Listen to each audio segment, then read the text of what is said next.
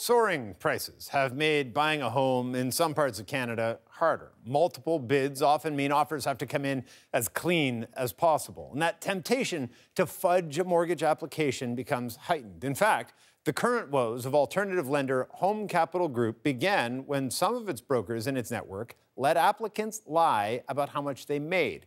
Consumer credit reporting agency Equifax thinks it has a better way for lenders to verify income. John Russo is the Chief Privacy Officer at Equifax Canada. So, John, what is this new system? And I guess more importantly, why is it needed? It's called Workforce Solutions. It's a new solution to Canada. We're the first credit bureau in Canada to roll it out.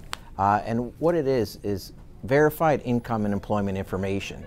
So we've gathered a database from employers with your income information, your pay information, pay period information, your tenure, your job title, and that helps lenders be able to verify, for example, a mortgage broker or a mortgage lender who needs verified information under the OSFI guidelines.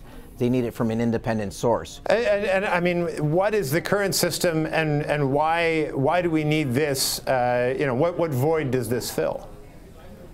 That's an excellent question. There's a big gap in the Canadian system where lenders are searching for this information. A lot of fraudsters are going online, creating fake paystubs.com. They can generate fake pay stubs, fake T4s. They can use fraud for shelter, where I say I make X income, but I really make a little bit less to get that loan or that mortgage. So what we're filling here is verified, true, verifiable income and employment information in seconds. So you don't have to go to your HR department and ask for a letter, an employment or reference letter saying, I'm employed here for 3 years and I'm serving this purpose or this job. You can go instantaneously, ping our database, get that information as a lender, and use that to base your decision. You know, we've been talking a lot these past few weeks, I guess, about Home Capital Group and the debacle that's unfolding there. And part of the allegations are that brokers there were not giving accurate or even any information about income verification. How prevalent is fraud? How prevalent are problems within income verification as the current system sort of permits and allows? Well, we've seen an uptick in fraud over the past 18 months. And there are a lot of instances of fraud for shelter, as I mentioned, where consumers want that dream home. We've all driven the kids to school and see a house we love coming soon, and then by the time you leave or come back and pick up the kids, it's already sold.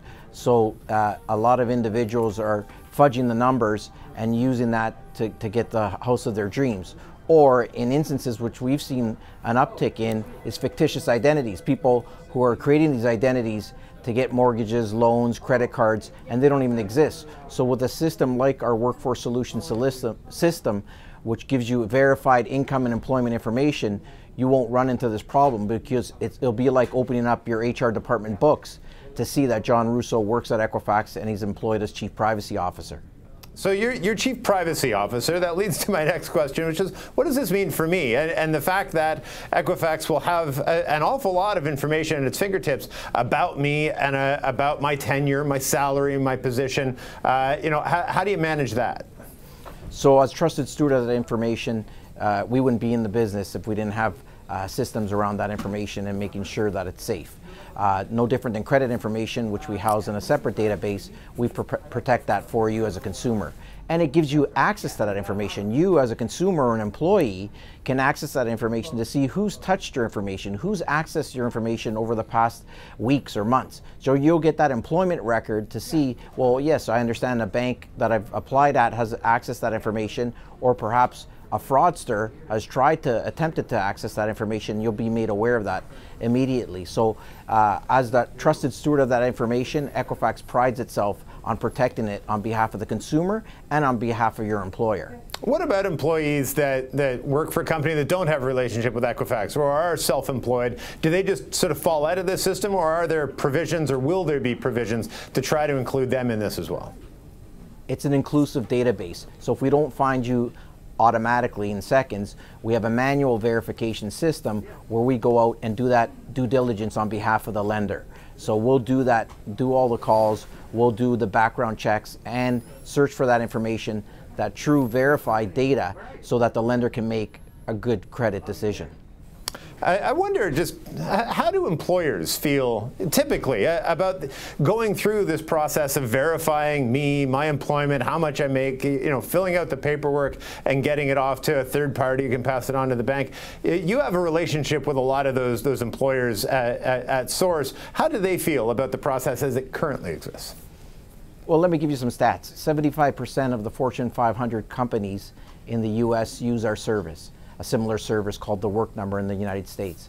So we're rolling that out. We've got demand from both employers who want to take this off the HR department's books so they can free up those employees to do other work, because they're getting calls at the beginning of the loan application process, then they're getting calls in the middle of it to verify, and then before the loan's granted or the mortgage is granted, they're getting another follow-up call to make sure I still am employed and make this money. So that's taking it off the HR department, and it leads to HR departments not perhaps misrepresenting the facts, or if an individual has a beef with another individual and says something that could get them into litigation, so that it avoids liability on behalf of the employers as well.